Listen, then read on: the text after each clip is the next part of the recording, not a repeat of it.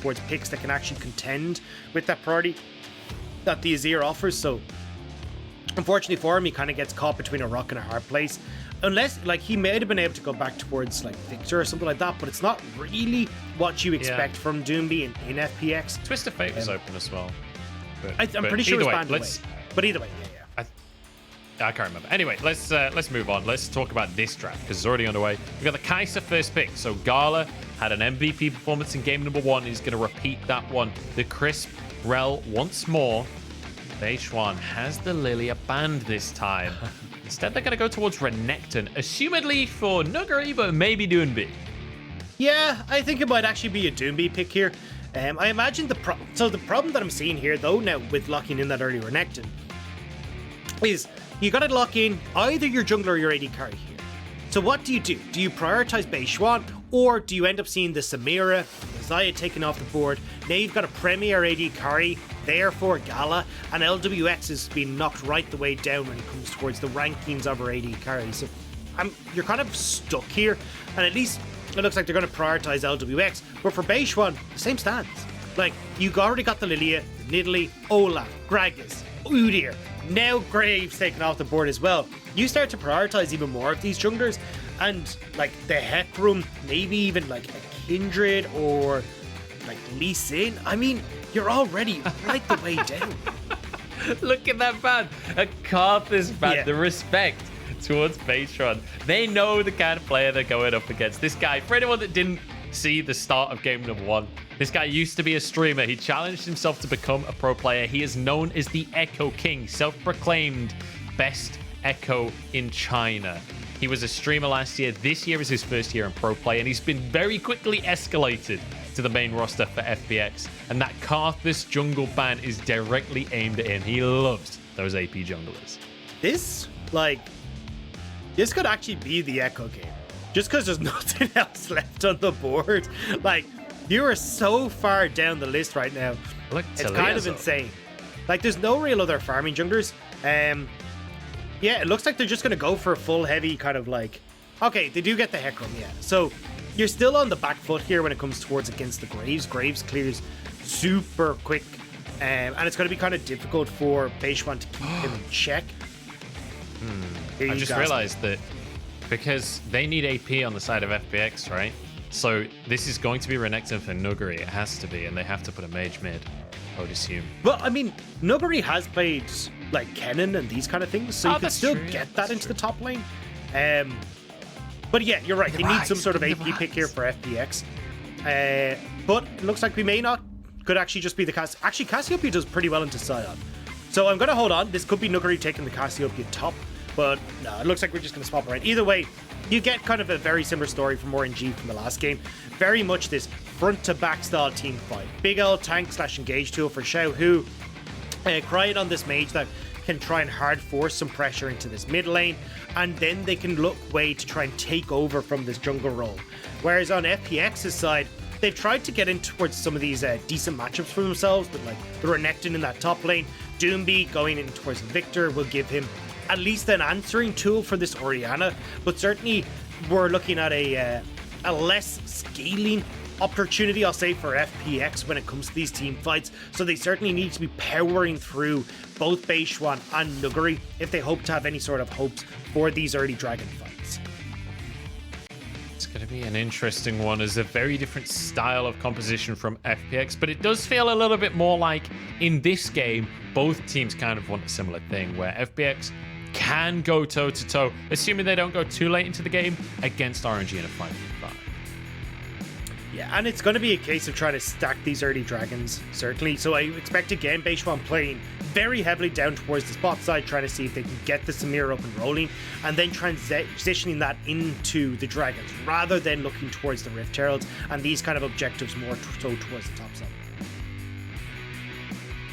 See where Beichuan goes in the early game, but Wei, one of the more intelligent junglers that we have in this league, exceptionally good at tracking the opponent, figuring out how to play either on the opposite side or on the same side of the map. Bear in mind, Beichuan on that Hecarim can be a little weak early on, so maybe Wei can find some entrances to the enemy jungle and find finds ways to punish onto Beichuan, but we're heading into game number 2 here, Dagda, in our battle for second place, our match of the week between RNG and FPX, and onto Summoner's Rift we go to see if RNG can close this one out in style, or if FPX are taking us to a full day of games. And again, I think a huge amount of this game is going to rely on this mid jungle. Because we already kind of said, hey, look, you know, Beichuan wants a bit of time to farm up, get himself into a good spot. But when you're looking at Doinb going towards this Viktor, he won't be able to kind of have as much priority as we usually expect from Doinb. He doesn't have the same big impact when it comes towards getting these roams off. But if he can get the opportunity to join with Beichuan, look for a 4-man dive bot, the likes of this CC that the Viktor can operate around can do a lot of work. But it's just a case of trying to unlock Doinb from that mid lane. One of the big things in this game as well that I feel like we're finally seeing is the conversion of Xiaohu from a mid laner to a top laner. The longer the split goes on, the more he is opting into just playing top lane picks and actually playing the top lane that his team needs from him. And it feels like really a development of him as a player. And it's exciting to see him growing in this role. Yeah, I mean, he's played so many unique champions up here. Like, you know, the Syndra, the Orianna have both been in this top side of the map. So you still have a huge amount of flexibility and some really creative team fights that come out of RNG as a result of that.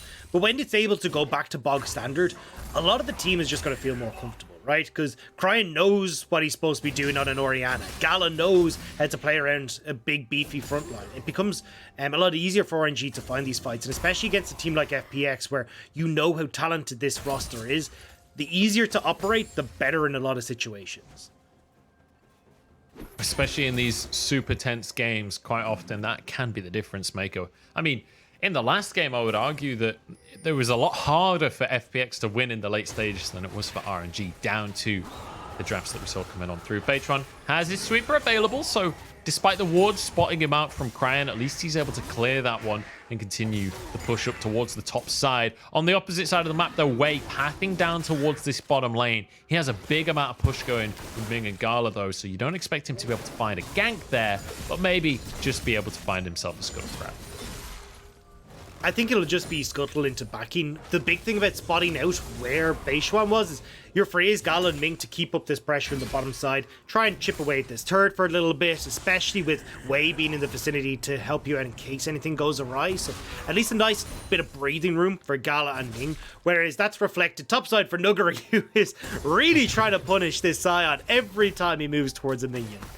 Yeah, he is desperate not to let Xiaohu have a single CS. They're fairly even for now, but that lead, I think, will only get worse in favor of Nuguri, at least in the early stages of the game before Sion has any armor to work with.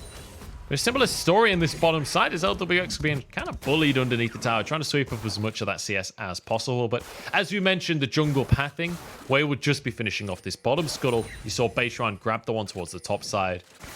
And Wei, as we head towards the 4-minute mark, could look towards a Gromp respawn, but I don't think it'll be up just yet. Ming gonna drop a ward down on that one. And it looks like they're quite happy to concede the Gromp. They'll allow Beichuan to go for that on his own side, because Wei wants to reset and get his own jungle. Actually, curious word from Doinb there, just trying to see if he could spot out exactly where Wei was going to be. So both teams operating with essentially full knowledge, because they're going to spot Wei as he enters into this top side. And that might signal Beichuan to try and go for some funky plays on towards this bot side, or even try and help Doinb in this mid, because you're going to see Cryin getting that reset there. So he'll be back in lane, and with that big wave underneath the turret, Doinb won't be able to push this out, and there's an opportunity for Cryin here to walk back to lane and hold on to his TP if he wants to. I feel like it's all eyes on Wei right here. When there's a ward on his Gromp, there's a ward on his Wolves. Wherever he goes, the cameras are pointed at his direction. Any kind of misplays, the whole of FPX is going to spot the mechanics. But Wei, this is moving towards Beichuan. the chickens. Beichuan Doinb has him back. Should be able to finish this on. One more Q. Does get the big chicken. Will walk away. Cryin not moving over just yet, but Beichuan stays for a Scryer's Bloom. Playing it on a knife's edge here. And he's actually going to move towards Cryin in the mid lane there. As Wei will start this Drake off. Crisp is here. This will be spotted out at very least. Although, not sure if that's true anymore. Crisp didn't spot it for there. We'll spot it now. LWX is nowhere near, though. And Beichuan is on chicken. So Chris does need to back away from this one. This will be RNG just grabbing the Drake. No contest from FPX. LWX isn't there. They could take the fight after, though, off the reset from LWX. But nice job from Ming. Forcing Chris back. Although it's not over. Here's the TP from Nuguri. Nuguri wants a little bit more action here. He's going to look for Ming to start this one off. But can't find the stun. Completely denied. Ming playing bouncer for his team and stopping any of the mischief that FPX wants to kick off. That was clutch from Ming. LWX had actually gone from the early reset and Wei using that timing to sneak away the dragon. But if LWX had been able to get back with those that Bam Scepter, having the reset and even Nuguri in the bottom lane, that would have been such a big boon for FPX. But Ming shuts that all down, and now Crisp. Oh, the 2v2 going in favor of Wei and Ming. It's not a 2v2 you often see, but Graves is back in the bot lane, I guess. The first blood going the way of RNG, and LWX has way overstayed. Has to flash away from Ming. I am very surprised at how kind of a mixed game Crisp, well, not even mixed, like how poor of a series Crisp has been having. Like, his Rell pick has been instrumental to FPX's wins. Getting out of the map, working with Bo, making sure they're able to get these, but he goes for the engage here, or actually looks like he's trying to save LWX, but gets caught underneath the tower, then ends up getting stunned, nothing he can do here, and ends up falling down. And even in game number 1 as well, it was him getting caught that ended up giving so much control over towards RNG in the mid game as well. So really Crisp not having the best of days today. Yeah, rough series for him, and he was the one getting picked off a couple of times in that last one. Obviously, there's a part of that conversation where, as the support, you do have to be the one getting in dangerously to get some vision before these big fights. You also have a Sion, though, that can help, you know? That's true. But a lot of last game, Doinb did end up having to be on the other side of the map, clearing waves and things, so I feel like a lot of the vision responsibility at least fell in the hands of Crisp alone. But I don't want to be too much of an apologist anyway. That one... definitely the bot lane of FPX, who have been praised endlessly so far this split. Missed playing a couple of times in a row.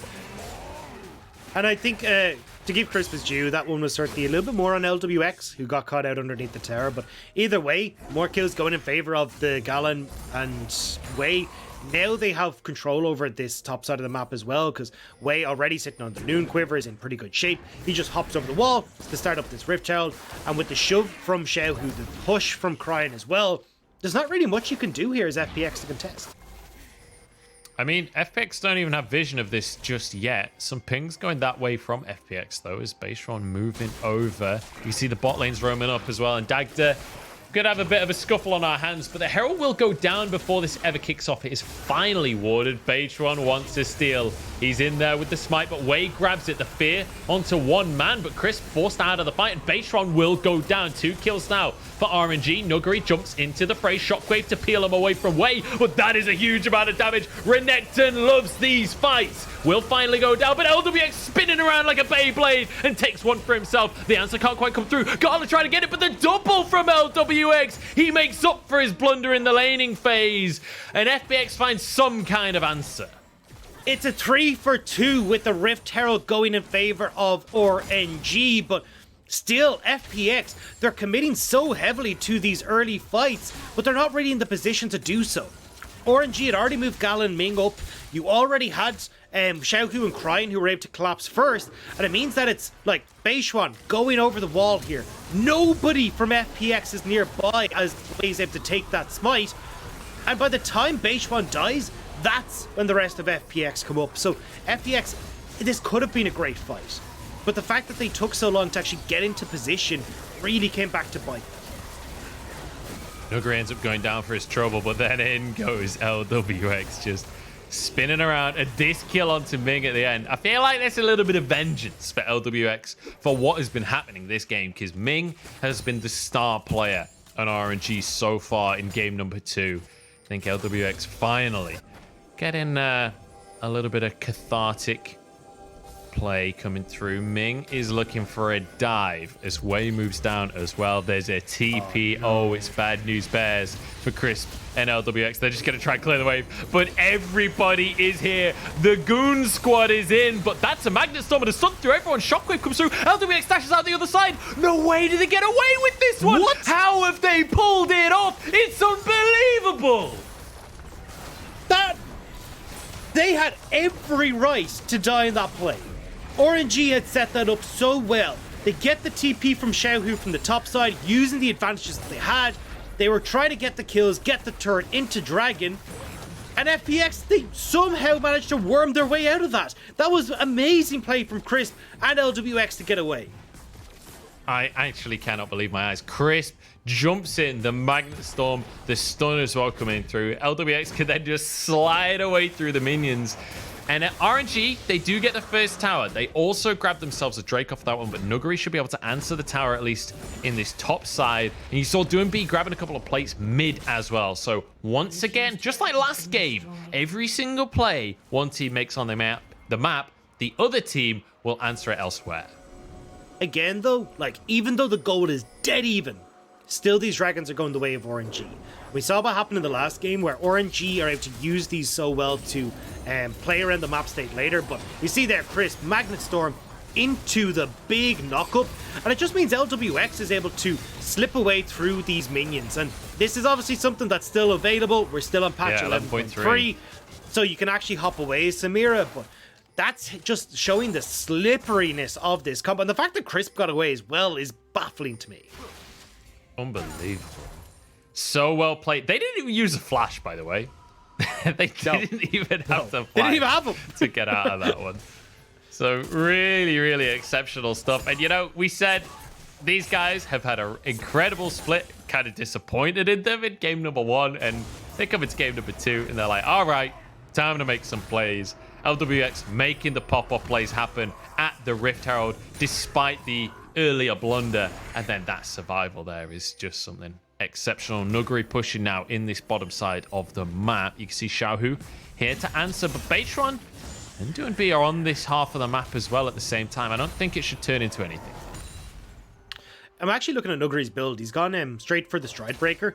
So he's looking to definitely use this in team fights as a pseudo gap closer, but to try and like lock down Wei, Cryin, Gala, and bypass the issues of a front line to lock them up for Doinb and Lwx. So it's going to be really interesting to see Nuguri try to find these interesting flank angles that allow him both access to that back line and then to operate with this Stride Breaker when it comes into those squares. So I do want to kind of recap for a second here, Dagda, and catch up to where we're at with these two compositions and what needs to happen next. Because once again, RNG have stacked the first 2 Drakes of the game for themselves. Game number 1, we saw them grab 3. Are they in a position to just keep on stacking Drakes here? Because it feels like FPX are the ones that, in the mid-game, should have the stronger composition. Yeah, I think they are. I mean, honestly, the fact they've stacked 2 is a big advantage for them, because as we saw in the last game, they're perfectly happy to forego Dragonfight 3, 4, 5, and then kind of look for the later portions. And RNG is a team that definitely likes to use the map pressure that like corrugating or at least collecting yourselves as FPX down towards Dragon can give. And you can see it at the moment right now where they were considering going for that dive on towards top side, but at least it gives them a lot of control over this top lane. And when you're looking at this Rift Herald that's about to spawn in the next couple of seconds, RNG would probably need to give this up, and as you said, like, not try to fight this mid-game spiking team from FPX. So FPX should have the advantage. Xiaohu smashes his face against the wall at 100 miles an hour. It's impressive that he managed to pull that off without a whelp of pain. That is a man that can take a hit. But ultimately, it's going to be Herald spawning as well in a few seconds' time. And FPX, you can see them grouping up towards the top side of the map. The Drake not for another minute and a half. So this should be an opportunity for FPX. Beichuan just going to be resetting, though. Not looking to just start the Herald off immediately because Lwx is nowhere near. Nuguri's quite happy to sit on the opposite side of the map. Has the teleport available. And if Xiaohu answers, should mean a man advantage for FPX. Yeah, and that's why RNG aren't... Oh, he's caught. Is Nuguri out? And again, does he get away? He doesn't know the TP's happening. This will be stopped by Wei. Nuguri, we've seen him all in Wei a few times this series, and he's going to do it again, but the shockwave is there from Cryin.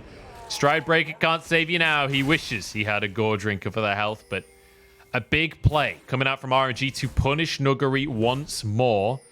And FPX, what can they get off for this one? Certainly the Herald, maybe a tower in the mid lane. Yeah, and that's what RNG were trying to say, was like, look, we can't fight right now. You've got 1 items across the board. FPX are way too strong.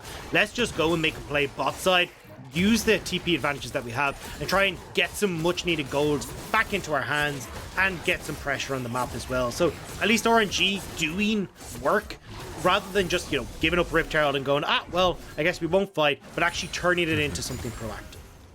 And I love that we're seeing so much more from Wei this game, because we talked about how in the early game, Beichuan actually had a big advantage over Wei in game number 1 of the series. This time around, Hecarim, a much slower jungler than what you expect out of a Lilia. And Beichuan's starting to fall behind a bit comparatively to Wei, who's been so proactive in getting these kills early on the game. Every play that RNG have made this game has revolved around Wei. I don't feel like RNG need to fight this dragon, though. I mean, they're going to, but I don't think you want to. Well, let's wait and see. Dragon down to 2k. Should just be smited out here. Drake goes down as Crisp is chased off. And Wei was looking for a 1v1 against the pony instead of trying to connect onto the Drake here. Which pony is the question? I've just realized there's 2 ponies on the side of FPX. Got a bit of a horse race going on through the jungle as Ming is trying to contest this one. They're all just going to jump on through. Crisp actually flashed on that one. But the tower will be defended here. Drake taken by FPX. It was tense, but no team fight comes down. And that's what I was going to say. Was I would have preferred to see RNG like threaten the dragon, but have like Gala and Cryin hold in mid lane, try and see if they can get down this mid lane turret. But they fully committed to River, which meant that they couldn't really threaten that mid lane turret. And although Crisp flashed past the gap, it was to make sure that FPX had full health bars and had the opportunity to contest in case anything went down at the dragon. Or sorry, at the mid lane turret. And you know what? I've just realized Beichuan is in love with the fact that it's going to be Cloud Drakes this game. Not only does he want the ult CDR, but having Cloud Rift, having that movement speed in the jungle as Hecarim feels fantastic. It's like permanent ghost mode. I think that's where we see the difference between the 2 ponies. It's like Cloud Dragon for Hecarim. Hell yeah, I get to go quick. Cloud Dragon for Rell. I can still waddle. It's like, what do you do? To be fair, either way, though, the ult CDR, he's still happy with it. I know, but like the movement speed is a little bit lackluster, I'll say, on a Rell. But yeah, I definitely think that, like, even looking at the likes of Doinb, like, for repositioning after using that ultimate, that would be great. Same when it comes towards Nuguri. Like, and even the Infernal Trigger as well for Lwx. A lot of great opportunities for FPX to use those movement speed upgrades, but FPX hovering mid, trying to see if they can stop RNG from taking this turret. Will be able to do so. Xiaohu gonna grab himself a blue buff, much needed. Nuguri arrives a little too late to force the 1v1. Ming in, but Beichuan dashes himself out using that ulti. Crisp having to Hex splash out of the play as well. A group up here in the mid lane from RNG should secure themselves this tier 1 tower. We'll just be answering for the one that FPX took earlier on. So it's 2 for 2 in towers. 1 on a side lane and 1 mid on either side. And this is a very, very even game right now. RNG, though, with the 2 Drakes with 1,000 gold lead, it does feel like they're the ones with a minor advantage. And once again, we talked about them having a bit of a better composition for the late game. So it feels like the onus right now is on FPX to try and make some plays and close this gap. Yeah, it's going to get to a point where Beichuan just gets one-shot by everything on RNG. Like, he's just not going to be strong enough to deal with this. And although you can kind of see, like, even scaling in the mid lane, certainly this Kaisa is going to be so strong. She's even gone towards the Kraken Slayer. It's not even Gale Force. Like, they're all in on RNG's side on that late game scaling. And unfortunately for FPX, because, again, they haven't been prioritizing these early dragons, there's no need for RNG to fight them. They're going to just play the map. They're going to just let go some of the next few dragons, try and get some of the standing gold for themselves, and accelerate this composition to a point where they're happy. Like, you've still got turrets top that they can take. They can still threaten mid lane structures. There's so much gold on the map that RNG can look to play around rather than just the dragon. And I feel like Doinb especially has had quite a quiet series, honestly. Obviously, this game he's on the Viktor, right? Like his farm is fantastic. He's just scaling into things. He'll take a while before he can do much in this one. You really want to be on sort of the 3 items before Viktor's really hitting his stride. But in game number 1 on the Sion as well, like didn't really manage to have the impact in the side lanes that we wanted from him. Quite often was a little lackluster on the ultis, so I'm hoping to see a little bit more as the game progresses from the super carry in the mid lane. Cryin, on the other hand, the Orianna has been instrumental so far. Xiaohu, him and this really TCL banner, man. Every single time he sees this TCL, he's just enraged. Has to slam his face into it over and over again. They're not Ming done. Flashes forward. Good flash from Doinb there. Managing to keep himself safe. RNG grouped up in a bit of a death ball. Nuguri will just clear the wave and have to move away from the situation as well. Looks for an opportunity there. But FPX are quite easily telegraphing that they don't really want to go for the fight on this one. Playing at arm's length. 10 seconds until that Drake though, so I don't think they'll have a choice. Nuguri, the target, as RNG commit to the player. Surely this should be Drake for FPX. He flashes out. He's going to survive on this one. His TP is available as well.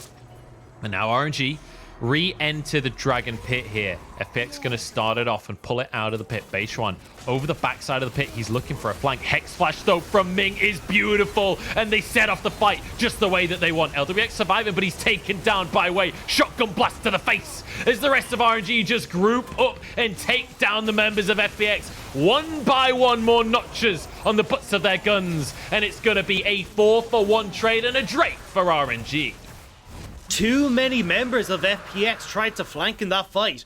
Beichuan was at the back of Dragon Pit, Nuguri was zoned away, and all you're left with is Crisp to try and defend against 5 members of RNG. That is never going to go well. RNG get the Dragon, now they get the Baron, and all that gold is going to do wonders for Cryin and Gala.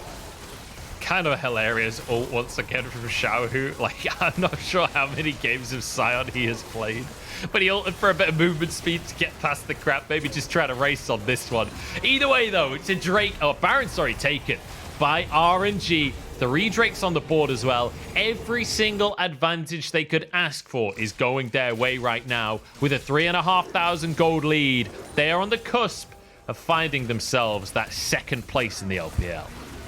Yeah, I don't know what the thought process here from FPX was. Like, you've no vision on Ming, but you've no frontline here either. So the second that FPX get engaged upon, you've nowhere to run. Doinb has no flash, RNG just collapse, and then FPX's frontline eventually arrives to the fight and goes, whoops, sorry guys, our bad. Like, it was a weird set of decision making from FPX, and it nets RNG a big win, and potentially that could be the game changer here for RNG, where now 3,000 gold in the lead, Baron in their hands as well.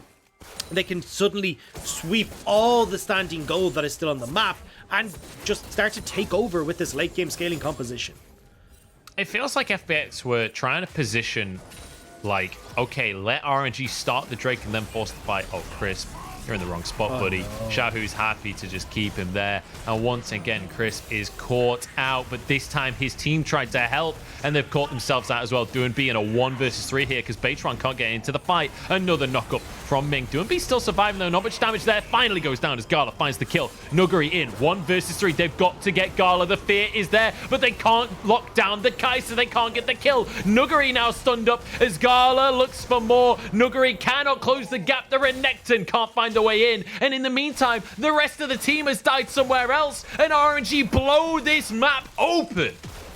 And just like that, RNG are able to find their wins, playing out this map so incredibly well. Now they're going to crack open this mid lane inhibitor. They can rotate over towards this bot side as well, and this is going to be a pretty old big Baron buff that they're going to make use of.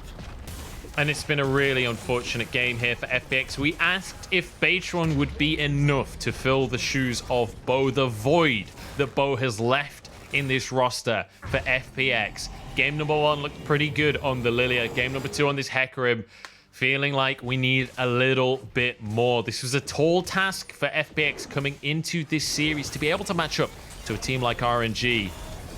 Feels like maybe our answer is before us here. Let's take another look as Crisp gets caught out. And this fight did come close at the end of it, but RNG doing a great job of protecting Gala there. I want to see what happened mid. Yeah, just Lwx gets caught in the edge of that shockwave. Nice job from Cryin to set that up, and they just chase him down. From this point, like with the speed ups coming through from the Orianna, you're not escaping here as Lwx. And it's a bit of a mess but from FPX, and I don't know how much can be put onto Beichuan, because honestly it feels more so like the shot calling has been a bit messy from FPX as Xiaohu. Xiaohu's a tanky boy. He's okay to go for this one. Lwx going to be stunned up. Dashes out, though. Has the style points to go into the fray. Gala knocked into his GA, and maybe this is the opportunity for FPX. Nuguri in onto the skirmish. Has a bit of sustain, but goes down eventually. Now the rest of the team is here, but they're too late. And Gala is popping off once again. This man in the bottom lane for RNG, consistently carrying and making things happen for the squad. RNG are so good in these fights. You can see every time they enter, it is Xiaohu prime position to front line, making sure FPX can't just have Lwx dash in with the Inferno trigger, because there's too many things that he has to watch out for. Now, mid lane inhibitor down. Top lane outer turret is down. Like, overall, you've got everything to play with here as RNG. A 10,000 gold lead that has been garnered in the last 4 to 5 minutes of play. And with the way that RNG are playing right now, they are looking down the barrel of a 2-0 win over FPX and guaranteed second place. When we look over this fight once more, great engage once again from Ming. Lwx not having the damage to do much. The GA comes through from Gala, and the rest is history. Yeah, and Gala being able to step away from this fight, heal up, then come back in, finishes off Lwx. Like, the GA down is going to be big. Same with the flash and the heal, but unless Crisp can find this miracle play, you're not going to be able to fight as FPX. All right, Beichuan, let's see it. The steal is not there. Soul goes the way of RNG, and with a pick onto Beichuan, with Ming finding more on Crisp as well. RNG find yet another double for Gala, but he's shut down by Nuguri on the backside, and Doinb coming in as well. Lwx has the style points, pops off with the Beyblade, but he gets taken down in the end. 2 versus 4. Nuguri goes in and finds yet another assassination. Doinb, though, knocked up, and Ming is there. Nuguri versus the world in this game, and it looks like the world is gonna win on this one. RNG get yet another fight, and they get themselves the soul. And they will secure themselves second place in the LPL. RNG have looked so damn good, although looks like they're not going to be able to finish just yet. Maybe I'm biting off my words here, but either way, this is insane from RNG. Their team fighting has been incredible. The way they've played the map here has been second to none, and FPX are struggling as a result. They tried to go and contest on towards the soul, but not finding any sort of flanks, not finding the opportunity to get onto Gala and Cryin with Crisp, leaves them with nothing left. It's a rough one here for FPX. It's a difficult loss for them to take, but I want to celebrate here what RNG are doing. The cleanliness, I guess, of the gameplay that we're seeing from RNG. Silky everywhere they go, it's beautifully set up, it's beautiful team fight, and Gala again and again is looking amazing. Nuguri is trying his damnedest in these fights to shut them down, getting the kill on Cryin and Gala in that last one, but it's still not enough. A Baron goes the way of RNG. They're 12,000 gold ahead. And now it's just a matter of walking at home. This is the victory lap for RNG on the back of what looks to be a 2-0. And you got to question the shot calling from FPX here. Like, early game, not putting focus again on towards these dragons, but a composition that just doesn't scale as well into the mid game means that RNG have no real reason to fight. And even when RNG do, they're just finding the better positioning. They're finding the better opportunities to play the map. And now they're looking to end this game. Xiaohu pushing in mid lane. Collapsing on towards top. Here we go. Knockups across the board. Xiaohu, I take it back. He's a great Sion player. Gala with yet another double kill. Lwx though answers with one, but the bouncy boys are here and they're bopping everyone around the fight. Nuguri desperately trying to get back onto his fountain, but Gala says no. More kills into his pocket as the base is in tatters. RNG cement themselves as the second team in the LPL. They are the second best, And in week 8, we get to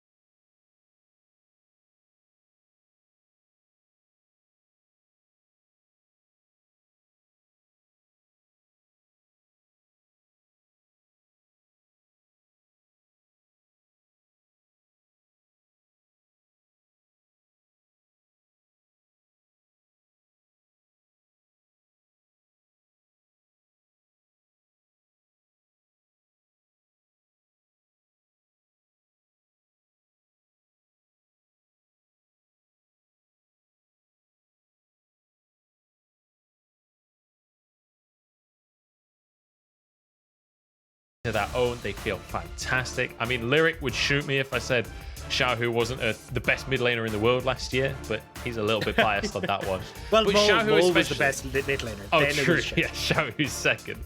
But Xiaohu especially, transitioning up to that top side, playing these tanks this series, playing these engagers, and looking fantastic on them. Ming as well on this Alistar today looked amazing. Ming and Gala had the better 2v2 in that bottom side. Against Crisp and Lwx, the way that they've been playing this split, that is a statement and a half for the bot lane of RNG to make.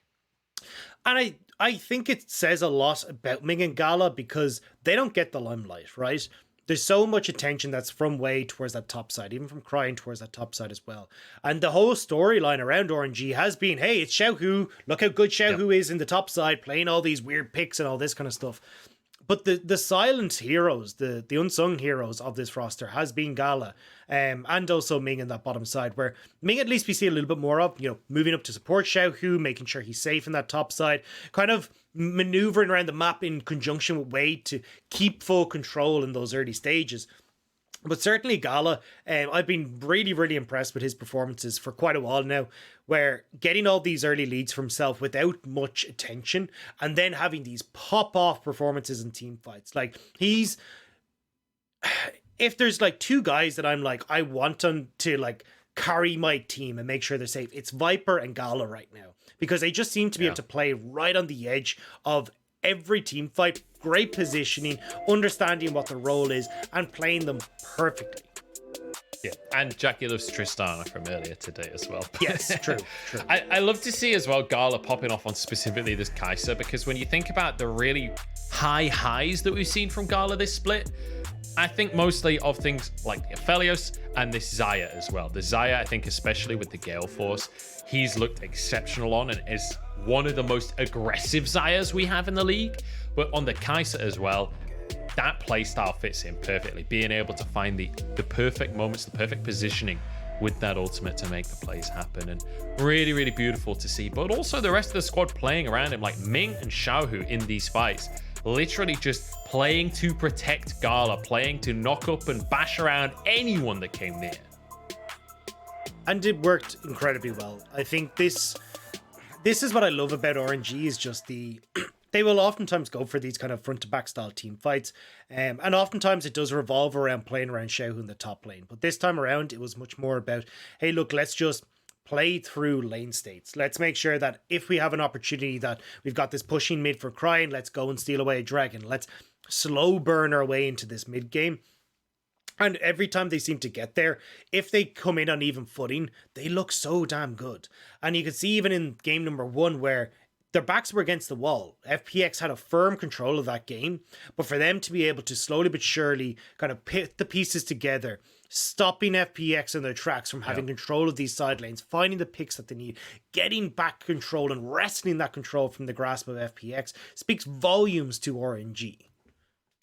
Yeah, RNG look absolutely amazing right now. And with EDG taking a loss earlier this week, or literally yesterday against IG, with RNG stepping up and looking amazing today here against FPX. Obviously, FPX with roster changes, not looking as strong as they previously did. we could have a bit of a shake-up in the table. Maybe teams like IG and Top Esports, both of them look exceptional in their most recent series. We've got teams like EDG and RNG that we could have a bit of a swap around. In week 8, they are going to go head-to-head. EDG looking slightly weakened in their most recent series, and RNG looking full steam ahead. I don't know, Dagda. It is all to play for. And as we said before, those top 4 seeds, so incredibly valuable for playoffs. And we're starting to get to the point now where the team's seeding is going to start to matter. We're starting to get to the point where the conversation of playoffs does matter because we are well beyond the halfway mark. Yeah, and that's the big one here, is that you're looking at, kind of almost like you took the old school 2017 organizations and they just slammed them with the new school of like Top Esports at least looking good. But certainly when we look at the top of the table, it's EDG, RNG, FPX, all vying for control. And with RNG picking up this crucial win today, you're certainly starting to look at them as can they hold on to this top 2 spot? Can they surpass EDG in week 8? And if you do get to that point, you've got that saving grace, because the way our playoffs work is if you get towards that top 1 and 2 spot, you still have a loser's bracket to play with. So that opportunity just takes so much weight off of these players' shoulders. Yeah, it certainly does. And it means that we can have some really exceptional series between top teams. And if 2 of the very best teams, like right now in my mind, it's EDG and RNG are the 2 best teams in the league. I think that's fairly difficult to argue against, aside from the one series from EDG against IG. But I think they still have their 8-win streak still kind of puts them above the rest in my mind right now. But even if they end up on the same side of the bracket and they have to fight in the semifinals, we'll still get to see them surviving on to the next leg. There'll be a double elimination. So we get more opportunity for the very best of the best to continue their way to the final. And we'll have to see if RNG can keep it going. But right now, they look so clean. I love the way this team all kind of fits together. It feels like, look, you've got Xiaohu in this top lane who's incredibly intelligent about how he can manage waves, setting up side lanes properly, and using his advantages to make sure he can still come and be a part of the team when he needs to be. Ming having a great understanding of these early game situations as to when he needs to be positioned with Gala, when he can leave that, help Cryin, help Xiaohu in this top lane, work in conjunction with Wei. Yeah. And certainly when you have a jungler at the caliber of Wei, which is not what I was expecting again to say coming into spring, like seeing him in Alistar, I didn't know the big owl brain that this guy had, because he just seems to be so good at keeping track of all the moving parts of these teams and making sure that that RNG can always buffer against what their opponents want to do, but also set themselves up for success. Well, Dagda, nobody got a pentakill this game. Nobody got a quadra-kill this game. And that means I get some music in my ears, because Ming is our MVP coming out of this series, coming out of game number 2. And I'm so happy to hear that, because I think Ming played out of his mind in this game. His Alistar was absolutely stellar. This entire series, he looked amazing. But game number 2 especially, this was an absolute masterclass from him. Yeah. And again, like, this is where I think Ming shows his veterancy, is his understanding of those early stages. And the amount of times he was up on that top side, even if he didn't get a play off there, it was making sure that he was able to prevent any sort of plays coming in from FPX, stop them from getting the ball rolling. And then when the opportunity arose, oftentimes being the big engage tool here for RNG, as he so often is on this squad. You see here, this was the play that I loved. The Hex Flash over the wall, the confidence to set everything up. And that was the game changer right there for RNG, where they got this massive lead and could run away with this game. It was so beautifully coordinated from the whole squad, and then Ming finding yet another engage towards the last little portion of the fight. So many times across this game, it was about Ming finding opportunities, Doinb getting caught out. And this was one of those moments where it was like, okay, FPX, you have way overcommitted to the situation. And again, just playing body block, playing to keep Gala safe was the key to it. And Ming, I mean, if they're bouncers, then, you know, he's chief of security. I think it's well deserved from so many of these players. But I'm so damn excited. Like, we have so many teams right now that are contending for that top spot, and we just saw what RNG and FPX is capable of. We still have EDG versus RNG. We still have so many of these upcoming games, but a big bow to RNG for taking that victory here today. Well, You'll be happy to know, everybody, that we have our MVP standing by on the stage. So I'm going to pass it over once more for the last time today, over to Wendy to have a little chat with Ming and see how he's feeling off the back of an MVP performance.